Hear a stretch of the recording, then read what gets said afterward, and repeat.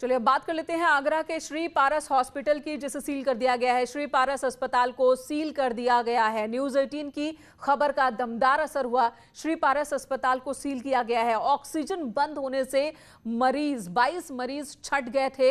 ऐसा एक वीडियो सामने आया जो अस्पताल के एमडी का ही वीडियो।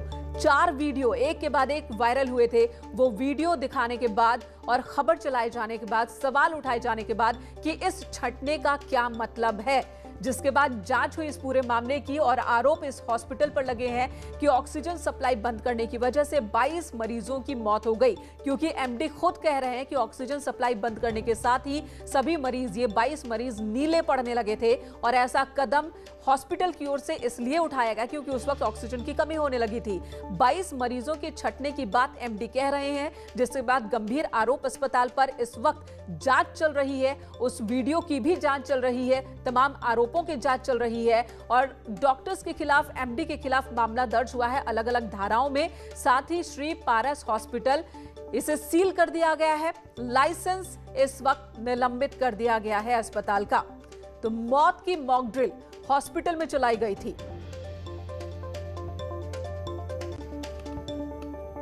अस्पताल का लाइसेंस निलंबित किया गया है और समस्त सेवाओं पर रोक लगा दी गई है। निरस्तीकरण की कार्रवाई भी सर की जा सकती है? लाइसेंस के निरस्तीकरण की कार्रवाई भी क्या? अब वो जांच रिपोर्ट आएगी, उसके आधार पर डिसाइड किया जाएगा आगे क्या करना है। जैसा अस्पताल पूरी तरीके से खाली करवा दिया गया। अस्पताल पूरी तरह से खाली करवा दिया गया है। अस्पताल की समस्त सेवाओं पर रोक लगा दी गई है। किसी भी मामले में जांच बहुत आवश्यक है और जांच कमेटी का गठन इसमें किया जा चुका है। जांच रिपोर्ट आने से पहले कुछ कहना ठीक नहीं होगा। सर, निरीक्षण भी आप लोगों के द्वारा किया गया कि क्या कुछ आपत्तिजनक चीज, वस्तु ऐसी मिली हो अस्पताल में, कुछ ऐसा कुछ? मरीज सारे जा चुके थे। हमको तो अस्पताल सील करना था। अंदर कोई मरीज तो नहीं है, उसका अटेंडेंट तो नहीं है या कोई अन्य व्यक्ति तो नहीं है जो सीलिंग के कारण अंदर रह जाए। तो वो सारा देखने के बाद अस्पताल सील कर दिया गया। और इस अस्पताल के खिलाफ कार्रवाई के बाद अस्पताल स्टाफ की गुंडागर्दी भी देखने को मिली। कार्रवाई से गुस्साए अस्पताल स्टाफ ने लोगों के साथ जमकर मारपीट की। हॉस्पिटल के बाहर खड़े लोगों को लात घूंसों से जमकर पीटा। मारपीट में 2 लोग गंभीर रूप से जख्मी भी हो गए। कल ये तस्वीर देखने को मिली थी।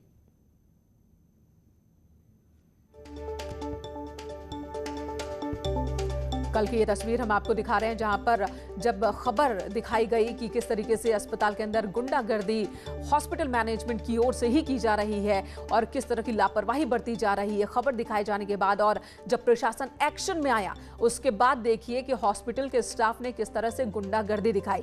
जो लोग वहां जमा थे, इनमें ज्यादातर वो लोग हैं जिन्होंने अपनों को खोया है, जिनके अपने इस अस्पताल में भर्ती थे और उनकी मौत हुई। वो लोग जब यहाँ पर जमा हुए, उन लोगों ने जब यहां पर हंगामा किया तो उन लोगों पर हॉस्पिटल स्टाफ ने हमला कर दिया, मारपीट की है। 2 लोग जख्मी भी हुए हैं इस गुंडागर्दी के दौरान। तो श्री पारस अस्पताल के बाहर की ये तस्वीर, अस्पताल कर्मचारियों की गुंडागर्दी की ये तस्वीर आप देख रहे हैं। अस्पताल के बाहर अस्पताल कर्मचारियों ने जो लोग जमा थे उन लोगों के साथ मारपीट की। 2 की हालत गंभीर बताई जा रही है। तो एक तरफ तो चोरी और ऊपर से सीना चोरी, एक तरफ अस्पताल के अंदर जानलेवा लापरवाही की जाती है, मरीजों की जान के साथ खिलवाड़ किया जाता है और जब जांच होती है मामले की तो हॉस्पिटल स्टाफ की इस तरह की गुंडागर्दी सामने आ जाती है। आगरा में श्री पारस अस्पताल में ऑक्सीजन सप्लाई रोकने के कारण 22 मरीजों की मौत, ये आरोप लगे हैं और इस मामले में अब परिजन भी सामने आने लगे हैं। ऐसे ही एक पीड़ित हैं प्रियंका, जो कि सामने आई हैं, जिन्होंने न्यूज़ 18 से बातचीत में बताया कि उनकी मां मुन्नी देवी को कोरोना की वजह से 25 तारीख को हॉस्पिटल में भर्ती कराया गया था। 26 को उनकी मां की मौत हुई। 26 को ही वायरल वीडियो 26 का ही बताया जा रहा है जब ऑक्सीजन का मॉक ड्रिल किया गया था। इसी के साथ प्रियंका ने कहा कि 26 की सुबह ही अस्पताल में आधे से ज्यादा घंटे के लिए सीसीटीवी बंद कर दिए गए थे। आगरा स्थित पारस अस्पताल पर जो संगीन आरोप लगे हैं, इस मामले की तफ्तीश शुरू हो चुकी है। यहाँ पर अस्पताल को सील करने के बाद यहाँ पर पुलिसकर्मी यहाँ पे बैठे हुए हैं। इस मामले की इन्वेस्टिगेशन चल रही है। लेकिन जिस तरह से आरोप लगे हैं, उस आरोप के मसले पर आइए हम बात करते हैं। हमारे साथ में 2 ऐसे लोग हैं जिनके साथ में ये कहा जा सकता है ये पीड़ित हैं और हमारे साथ पहले इस लड़की से बात करते हैं। आपसे मैं आपका नाम जानना चाहूँगा और साथ साथ ये जानना चाहेंगे कि आपके वो कौन से रिश्तेदार यहाँ भर्ती थे? मेरा नाम प्रियंका है। मेरी माँ श्रीमती मुन्नी देवी यहाँ भर्ती की गई थी 25 अप्रैल 2021 को रात करीब 10 बजे के।